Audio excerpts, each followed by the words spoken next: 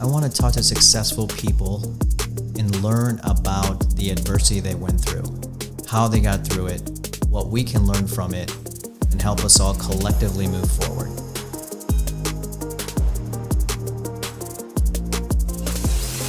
Underdogs don't stop.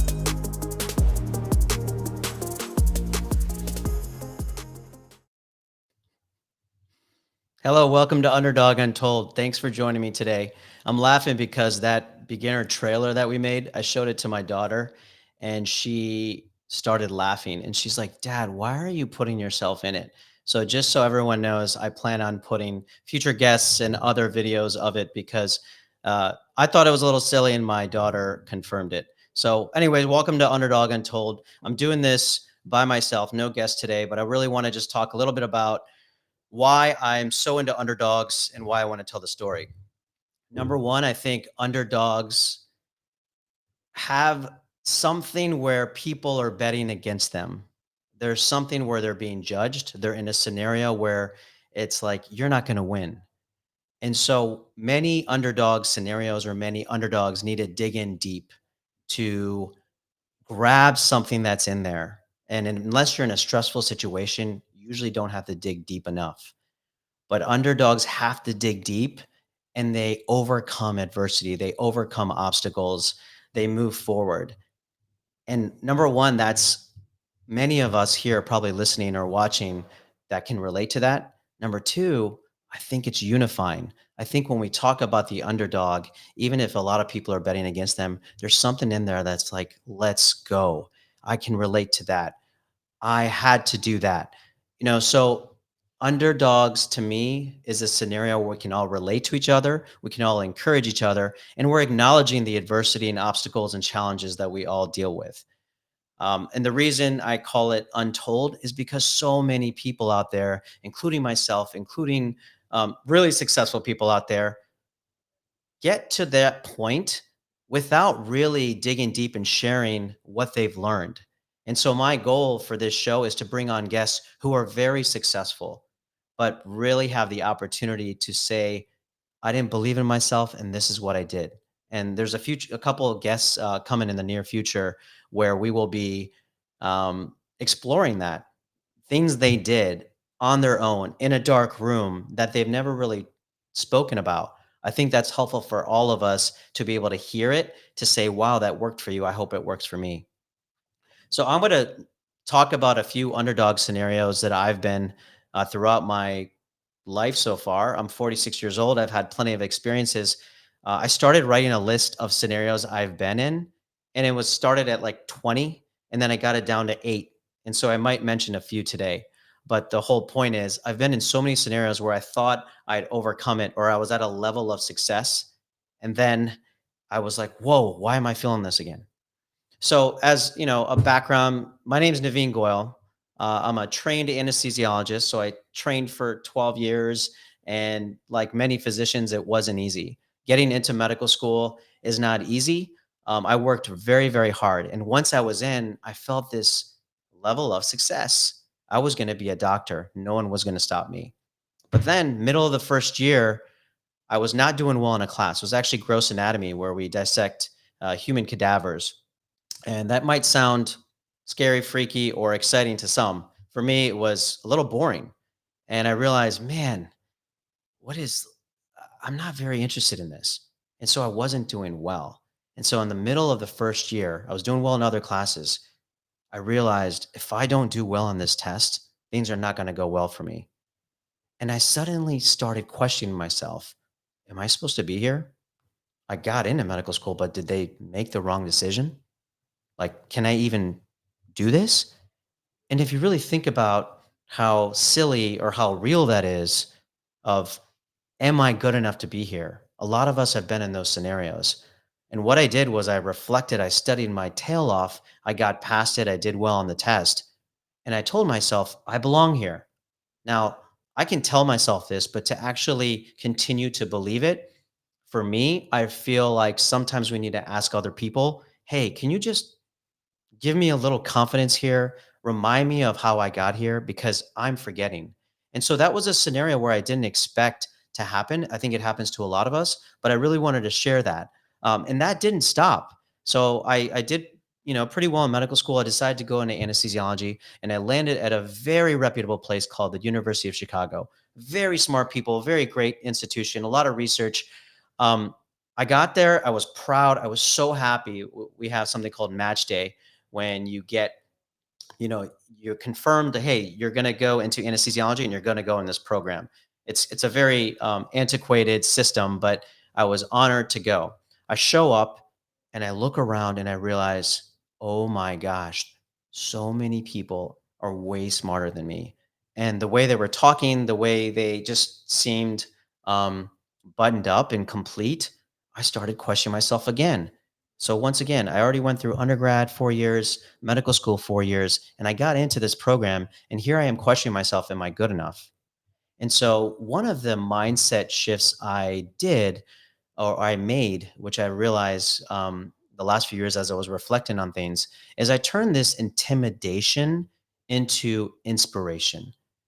There's so many environments that we're in where we're so intimidated, but if we let ourselves open up a little bit, ask questions from people that we feel like are very smart or intimidating and try to learn from them, that intimidation can convert into inspiration. And I've used that so much in my life where I am very comfortable surrounding myself with very intelligent, very ambitious, very smart people. And for me, it's like, wow, this is a resource to learn from.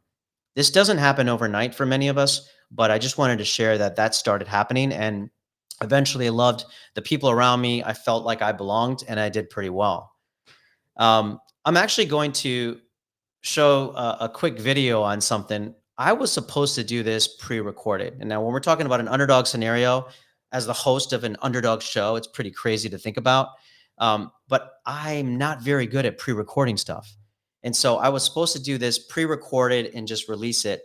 And Sia basically, who's producing this and is on the back end right now, said, Naveen, why don't you just go live? I think you're going to be better live versus recording it. But I'm going to show you a little clip on something I was trying to do a couple days. Sia, do you want to show that?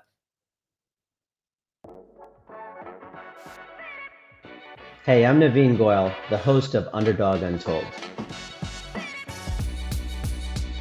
A lot of folks ask me why underdogs, and I'll tell you why I like underdogs. Number one, I'm an underdog, and I feel like a lot of people I talk to are also underdogs. They are a team who is trying, and I feel like, oh my God, I'm gonna take a break for a second. Okay, I'm Navin Goyal, the host of Underdog Untold. I hope you'll join me on this journey of learning, motivation, and I'm Navin Goyal, the host of Underdog Untold. I hope you'll join me on this journey of learning and motivation, and I hope you. Oh my goodness. I'm Navin Goyal, and I hope we can learn together. Yeah, I'll learn that. I'm Navin Goyal. Let's continue to learn together, meet different people, and share our experiences with others. We all need help, and I'm happy to be your host. That was horrible. I'm Navin Goyal.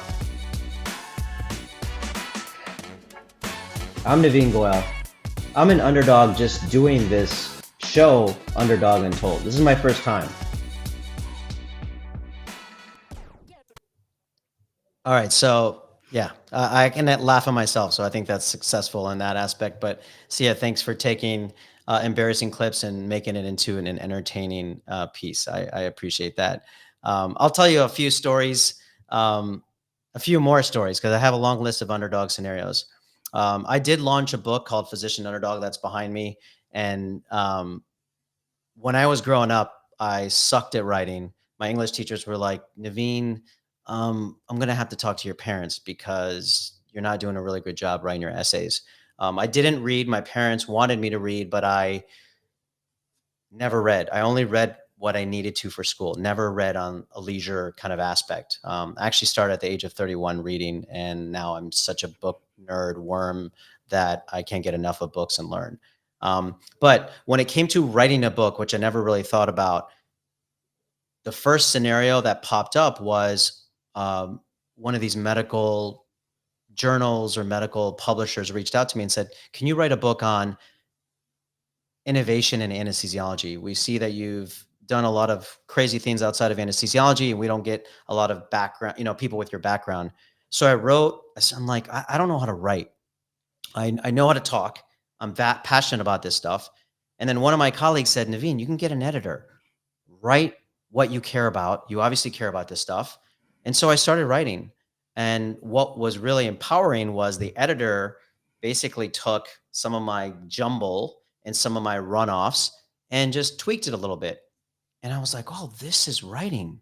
And so when I can write about something I care about, which I think a lot of us, if we can talk or write about things we care about, there's a lot more natural flow of ideas. And that's what happened. And I ended up doing it over 2 years, writing a lot of things that I care about, the stories of becoming a physician, leaving the physician kind of clinical world to get into venture capital and to continue building and investing in impactful companies. I ended up writing that book. I self-published it because there was a few publishers who wanted me to change my narrative to say, "It's not salesy enough, Naveen," or could you double the length of this book? And I said, "No, this is my heart and soul that I poured out for 2 years." I self-published on Amazon a couple years ago, and admittedly, I haven't sold a bazillion books at all, but the ones who have read it said it resonated with them, and they understand kind of the some of the adversity that I dealt with that can, a lot of people can relate to. So that was pretty cool to hear. Now, you could label me as an author, but I'm still that kid who couldn't write, who had a lot of confidence to write a book with a lot of help. And if you really take those ingredients, you can make a nice meal in any industry. So I'm an author technically, but I feel like anyone can do it if they want to write a book. Um, Another scenario where I feel like I was an underdog, and this is Naveen here. I get excited about things and I push the gas pedal and I say, "Let's do it." So going back to medical school, I was in pathology class, which was another class I didn't like, and myself and my classmate were planning an 80s party. We were listening to 80s jams. Eddie Murphy, "My Girl Wants a Party All the Time" is one of my favorite songs. And we started singing. I started singing, and my buddy's like tapping the desk. This is during a pathology medical school class, yes. And he's like, "Naveen, you have a pretty good voice." I said, "What are you talking about? We're just singing." He said, "Why don't we come to my apartment afterwards?" He played the guitar, piano, etc. He's a musician, and said, let's jam." So we started playing and I started singing. And he said, "You have a voice." And I was like, "Maybe I have a voice. Yeah, maybe I have a voice." So fast forward, Naveen style, I start asking people, "Hey, let's start a band." This is during medical school where just told you I had some trouble studying, and I had to like question why I was there. Um, but we got through it. I think it was a good dose of stress relief. We called our band O Face, and then we pushed the limits a little bit and said, "Why don't we do a show? We'll raise some money for the American Cancer Society is who we picked. So we'll have fun. We'll raise some money for an organization we care about and entertain." Fast forward, I'm on stage. Couple hundred people show up because people found out that I was singing. I'm now in a scenario where I'm like, I can't really sing very well. I'm having fun. It's maybe not piercing your ears, but I'm not a singer. And now all these friends that I went to college with and med school are all staring at me waiting to sing. Talk about a scenario where I put myself in that I felt like an underdog because I wasn't meant to sing. Anyways, I took that belief or that doubt away for a few minutes, started singing, and we had a great time. And no one's ever come up to me and said, "Naveen, you're an amazing singer. You should go pro." Fine. But people said, "Hey, that was fun. You were great." And it was another lesson of exploring something new. I feel like I fell on my face a few times, but I'm alive and well, and now I have really good stories. And one caveat thing I will tell you is for that show, because I knew there were going to be some people coming that, I grew up with. I thought it'd be fun. I dyed my hair blonde. And do you know what it takes to dye black hair blonde? It takes about 2 hours worth of burning sensation in your scalp. So I went to someone, I said, I want to be blonde. They're like, okay, but you need to wait this out because if we cut it short, it's going to be orange. And so I said, okay. So an hour and a half in, my scalp is burning. Like I'm like, oh my God, this is hurting. And she's like, we can wash it out, but it's going to be orange. And I said, no. So I'm pure blonde. I go and on that stage, and like I told you, I was already doubting myself of singing, and now I have blonde hair. So, oh, and actually, one more thing. The show was great. It was on a Friday night. By Sunday, I realized I need to do a patient side clinical exam as a student, and I'm not going to be walking in with blonde hair. So then I go to a a local store to dye my hair back black. And so I didn't succeed 100%. I had a couple blonde streaks and I do my clinical exam. Now, if people are questioning, Naveen, were you really meant to be in medical school and be a doctor? I think I was, but I was very distracted and I found fun in a lot of different things, different ways. Maybe because I just needed that stress relief. So that's another scenario. And then I have a bunch more, but I think the last thing is parenting. I think parenting is one of the biggest underdog scenarios. And actually, sorry, I'm seeing a lot of these comments right now. Where's the photo? I do have photos. I'll post them on LinkedIn sometime. I've been waiting for that because it'll freak people out. It's literally me like singing like that with complete blonde hair and all black. Um, and so thank you for joining. So I'll go with my last underdog story. I'll kind of go from there. But appreciate Raquel, Sally, Mike, all joining and engaging. Um, I think parenting is one of the largest underdog scenarios we're in because if anyone's a parent out there or been in a scenario where they can relate, we're still trying to figure us ourselves out as adults, right? And when you decide to have kids, and so I have two daughters, they're 15 and 13 right now. So they're now little adults and they're asking me questions. They're saying, should I do this? Should I do that? I need this, I need that. And as a parent, and I can probably speak for my wife as well, we're trying to just sometimes survive as well. We're trying to go to work. We're trying to be good to each other as a spouse. We're trying to be responsible for our children and be present while being distracted by everything. And so I feel like parenting has been such an underdog scenario because we also look at people around us, people on social media, people in the news, just what you thought of maybe your parents or guardians of like, they were so good and what am I doing? I don't even know what I'm doing. I've been a parent for, 15 years now, so I have less doubts.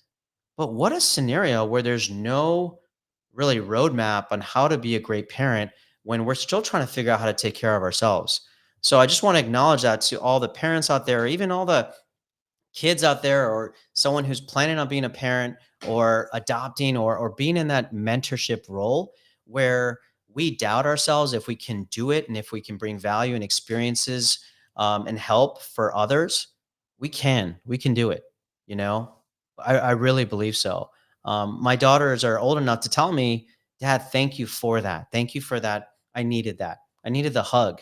And I feel like when we talk about these roles of responsibility and being a mentor or a teacher, we have a lot to contribute to other folks with different experiences. So I just want to encourage that for other people, whether you're parenting, mentoring, teaching, being a friend, being a loved one, or just giving some time to a stranger. We have a lot to offer.